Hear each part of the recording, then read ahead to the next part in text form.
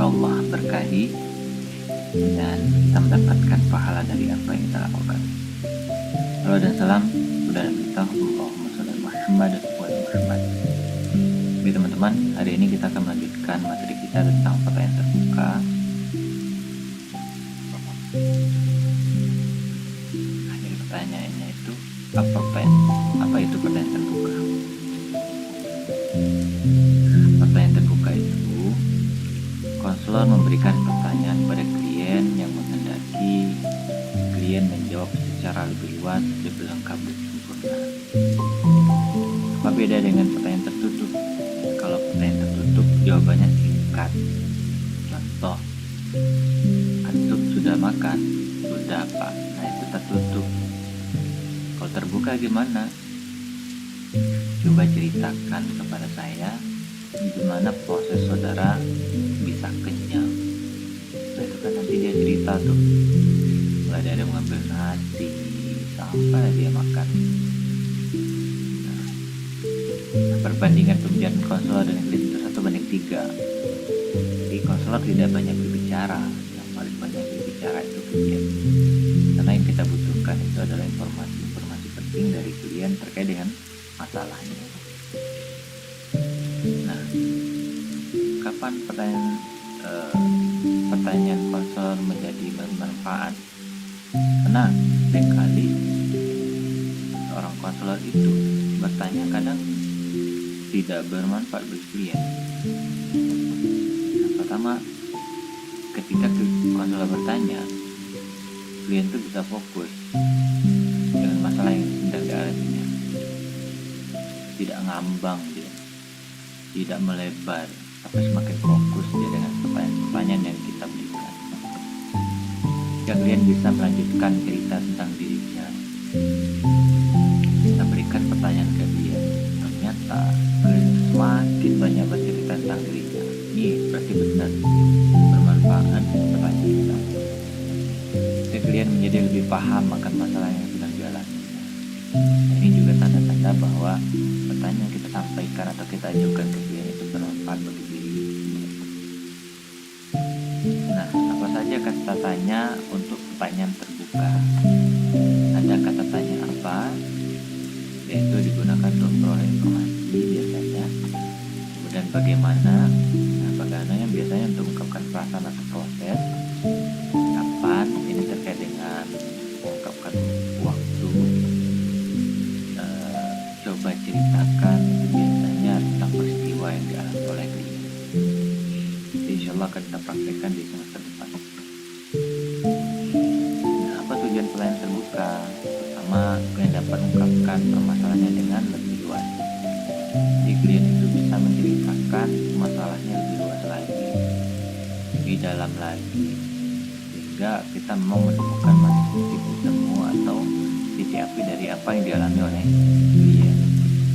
Konselor dapat mendalami masalah klien karena semakin banyaknya informasi yang kita dapatkan, yang kita gali, sehingga kita mudah mendalami masalah klien. Nah, konselor lebih mengetahui kondisi klien ya, karena banyak tahu kita dari yang disampaikan klien dengan kondisi yang sedang dialami. Jadi kita lebih mengetahui mana kondisi klien kita saat ini. Apa keuntungannya dengan pertanyaan terbuka? Pertama, membantu konselor memulai atau membuka wawancara konseling. Jadi dalam membuka wawancara konseling, biasanya pakai pertanyaan terbuka, sehingga klien itu di awal sudah banyak berbicara. Membantu konselor memperluas dan perkaya wawancara konseling. Jadi semakin luas wawancaranya, tanya jawabnya dengan klien, karena semakin banyak informasi yang disampaikan oleh klien. Membantu membawa hal-hal umum ke khusus. Jadi ketika klien bercerita, itu biasanya ceritanya dari yang umum saja. Nanti baru ketika sudah banyak cerita baru bisa dikhususkan. Membantu konselor menemukan hal penting, karena dari banyak apa yang disampaikan oleh klien belum tentu semuanya itu penting. Nah, dengan banyak bercerita itu kita bisa menemukan sebenarnya apa sih inti masalah yang dialami oleh klien. Jangan-jangan itu bukan masalah yang sesungguhnya, tapi itu atap dari masalah yang sedang dialami. Mendiagnosis masalah klien, ya, kita bisa mendiagnosis masalah klien dengan banyaknya informasi yang kita dapatkan. Sambung menyambung pembicaraan. Nah, melihat apa itu sambung menyambung pembicaraan, terjadinya komunikasi antara konselor dan klien dalam proses konseling yang dinamis, berkelanjutan dari satu pernyataan ke pernyataan selanjutnya, tidak terputus, tidak mengekor. Tanda dari sambung menyambung, kalau ngobrolnya udah enak dan klien semakin fokus dengan masalahnya. Misalnya kalau klien klien jelaskan tentang pamannya yang menyakitinya, kemudian kita tanya tentang bibinya, ini pasti tidak nyambung. Harusnya kita bahas bagaimana perasaannya terhadap pamannya. Apa yang penting untuk diperhatikan? Pertama, konselor itu harus punya keterampilan atau kemampuan mengambil inti pembicaraan dengan klien. Ini harus dilatih. Menyambung pembicaraan klien sesegera mungkin. Jadi jangan dibiarkan lama suasana diam. Sambung terus. Respon harus sesuai topik pembicaraan.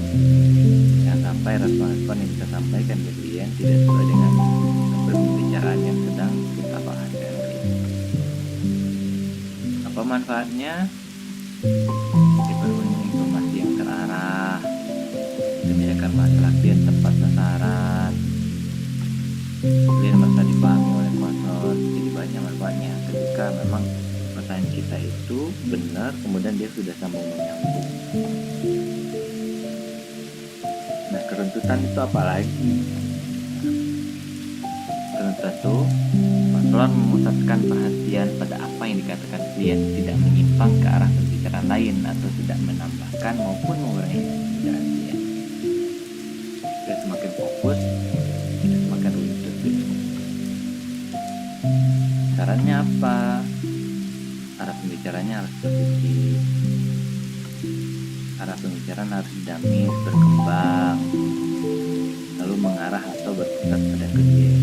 Nah, jangan sampai pembicaraan kita ini sudah membahas pihak ketiga, tidak boleh. Apa contohnya? Ketika misalnya saya punya klien A dan klien A ini dia sakit hati sama B. Nah, pas di konseling, klien A cerita, saya sakit hati sama si B, Pak, dia tuh orang gini. Itu kalau udah bicarain si B, berarti kita nggak terpusat lagi, tidak terpusat lagi, ya. Nah, kemudian apa manfaatnya jika keruntutan itu terjadi? Pertama, memudahkan konselor dalam mengarahkan konseling. Jadi konseling kita itu mudah kita arahkan, tidak jauh-jauh dari inti permasalahan yang dialami oleh klien. Klien memahami bahwa konselor benar-benar memberikan perhatian penuh pada klien. Nah, kemudian dapat menggali permasalahan klien yang sebenarnya, apa sebenarnya yang dialami oleh klien. Apa itu dorongan minimal, ya? Kita masuk dorongan minimal lagi. Nah, dorongan minimal itu teknik untuk memberikan suatu dorongan langsung yang singkat terhadap apa yang telah dikemukakan oleh klien. Apa tujuannya? Memberikan kesempatan pada klien untuk terus berbicara, membuka diri terkait dengan apa yang disampaikan, apa yang dipikirkannya, apa yang dirasakannya. Bagaimana bentuknya? Ada dua, ada verbal, contohnya ya, terus, lalu, apalagi, nah itu verbal tuh. Kalau non verbal, anggukan, senyuman, acungan jempol, gerak tangan, persilakan. Itu non verbal. Apa Anda berikan saat berbicara dengan klien? Klien berhenti berbicara, ini harus dikasih dormin, ya, dorongan minimal. Saat klien tertegun, terdiam, klien menoleh pada konselor, ini dulu dia ada apa, harus terus gimana, pada saat penafsiran. Nah, nanti ada teknik penafsiran, kita lihat bagaimana cara memakaikannya. Oke, yuk teman-teman, pembahasan kita terkait dengan materi potensi buka, sambung menyambung, kerudutan, dan dorongan minimal. Jika ada yang tidak paham, silahkan tanyakan di grup Telegram. Banyak maaf,